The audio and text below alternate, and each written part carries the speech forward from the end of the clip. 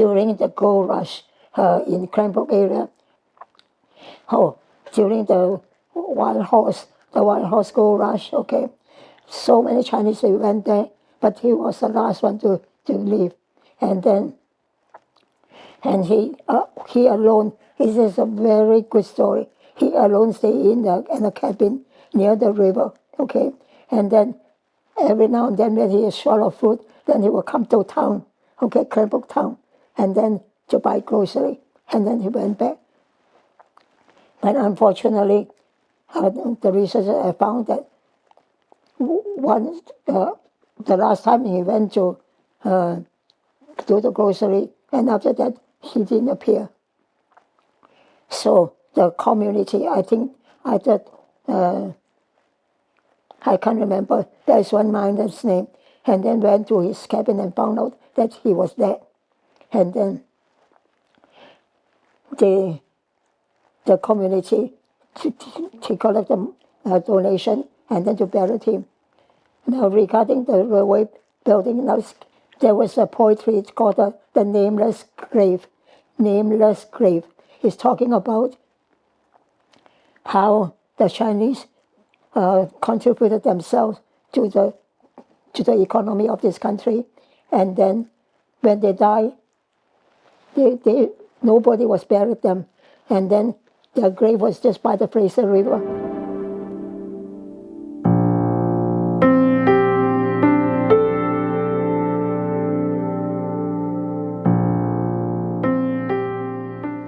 And then with pile stone, buried them, okay, on top of them. And there was no name because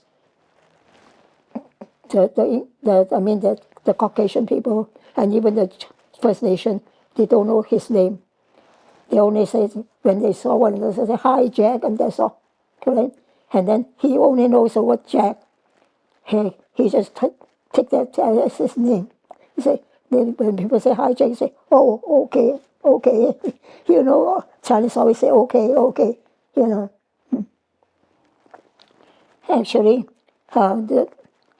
gold was first found in California, and then one of the, and this is a mystery to me. I mean that at that time there was no posting office, okay, and then I do not know how they, I think that by word of mouth or what, I don't know how they get connected with China, okay.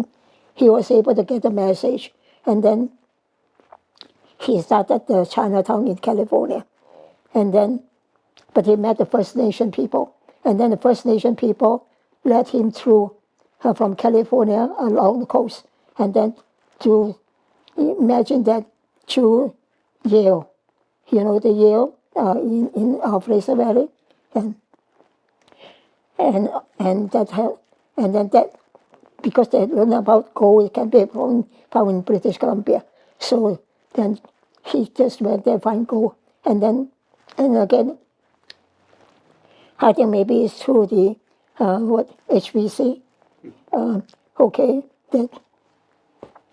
that was passed out, and actually the gold was first found in the Fraser River at first, okay, and then the word was passed out, and then the gold was obtained by the officer of HBC, and then they evaluate the gold, and then say how much it is, and then they found that the gold is very valuable and there's plenty.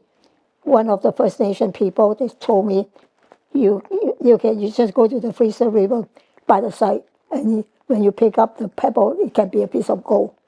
Chinese people were not allowed, and there was a notice in Cranbrook or Nelson, okay, no Chinese were allowed to come into a restaurant.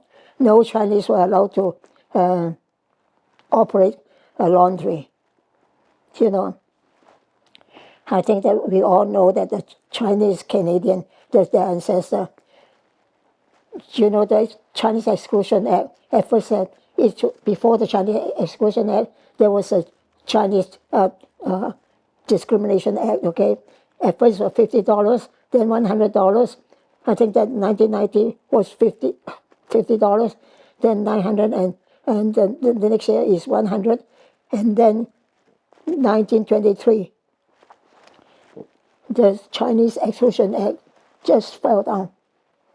And this Chinese Exclusion Act, they has prevented a lot of Chinese people to come in. And so what happened was that many of them, they buy a certificate, because earlier, as I said, the Chinese were already here. And then they are lonely.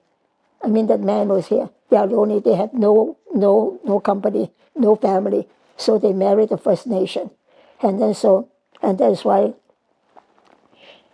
we have so many mixed marriages, right? And even then, I'm not sure I should tell you. And like Lillian Kwan, the Senator Lillian Kwan, and then his father has a wife at home, but then he cannot go. He could not go home to take the wife with him. So they will live in Saskatoon, and then he was sad. And actually, Lillian has a film called Cafe Daughter. So he opened a cafe, and then her mother, and it was a First Nation from the Gordons community, so married his father. And then that's why both of them, they produce two of them. There's Lillian Kwan and also his brother. My father-in-law was quite an artist. Now he was one of the miners, and then he was working as a railway constructor, and then he was one of the laborers, and there were so many poor incidents happen during the railway. The contractor who contracted them from China, they don't give them the money. They only give them meals, okay? And then also, the Chinese love meat, okay? They don't seldom give them meat, they give them fish. And then, so, I mean that after some times, you get tired of just eating fish alone, right? So they ask for more, and then they were not allowed. And actually, somewhere in the Fraser Valley, I think near Spencer Bridge, you can still go there and find some of the grave of the Chinese contractor there. And also in Cranbrook, there is a sad story, and I recorded in my book, the last book. There were two brothers, okay? They were living by the hillside. They are not living in the city of Cranbrook. And then they died. And then the younger brother died, or older brother, I can't remember which one. And then the other brother did not know what to do. So he just sat there and looked at the corpse, okay, and just get lost. But thank goodness, children are quite curious. They will go to the countryside and then to look at the place, or to find some fruits and things like that.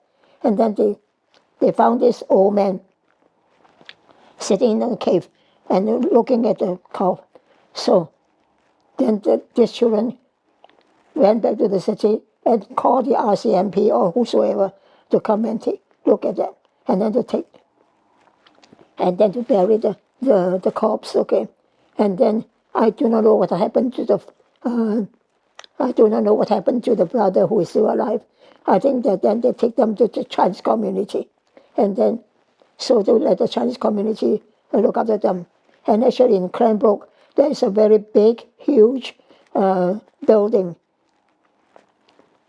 owned by the Chinese Freemason.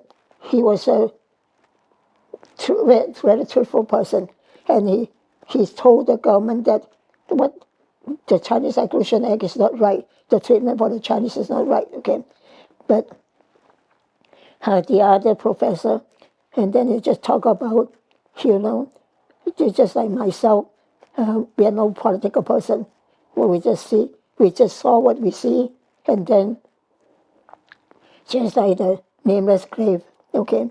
So, I mean, the Exclusion Act, this is the truth, okay? We are just telling the truth. We are not making story, right?